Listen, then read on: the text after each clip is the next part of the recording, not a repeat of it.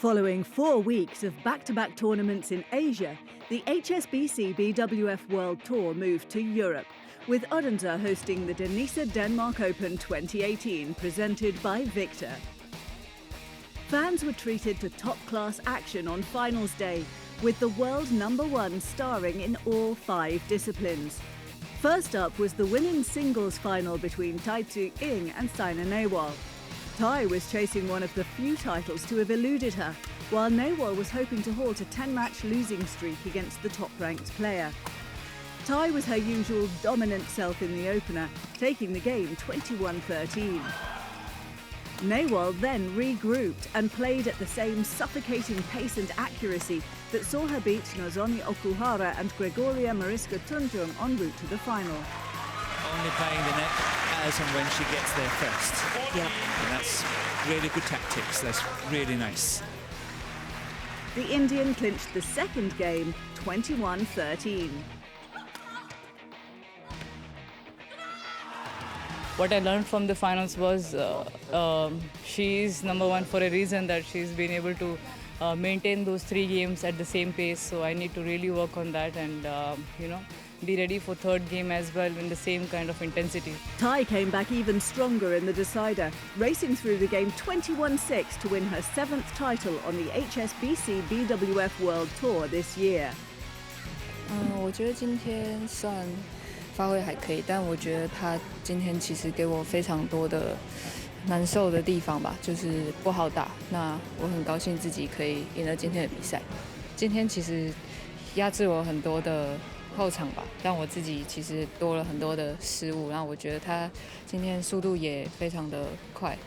Out of 7 tour finals this year, Zheng Siwei and Huang Yachong have won 5.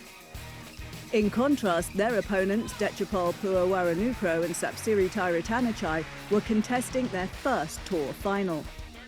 The Thais put up an inspired performance in the opening game that looked like it could have gone either way. But a late charge by the Chinese sealed the early advantage. 当时其实这都是在我们预料之内吧，因为我们都想过可能会输掉第一局，所以说我们就是抱着打好每一个球的心态去打。The Thai challenge started to fizzle away in the second game, and after 34 minutes, Zheng and Huang were once again on top of the podium. The women's doubles was once more an all-Japanese affair. Shiho Tanaka and Koharu Yonimoto threatened to steal the first game from the world #1s, Yuki Fukushima and Sayaka Hirota, as they saved 3 game points. But a weak return into the net ended their challenge.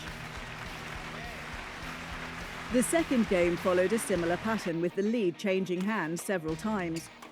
Fukushima and Hirota then pulled away after the mid-game interval to claim the 21-19, 21-16 win, and with it their 5th title of the year.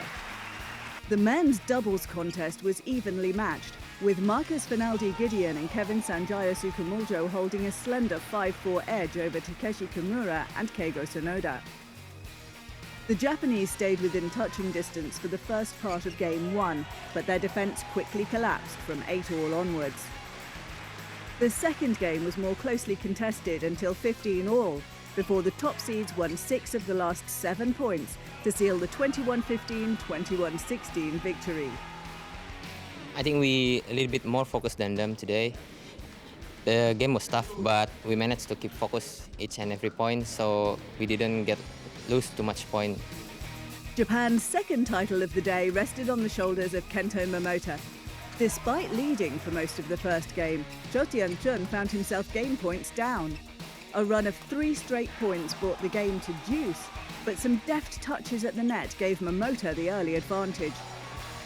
Zhou managed to maintain a comfortable gap throughout the second game, thus forcing a decider. There was no clear sign of a winner until Momota fell behind 11-13, when a sudden surge of pace and aggression saw the world champion win 10 of the last 12 points for the 22-20, 16-21, 21-15 win, and with it his first title in Denmark. It's gone long. Kento Momota.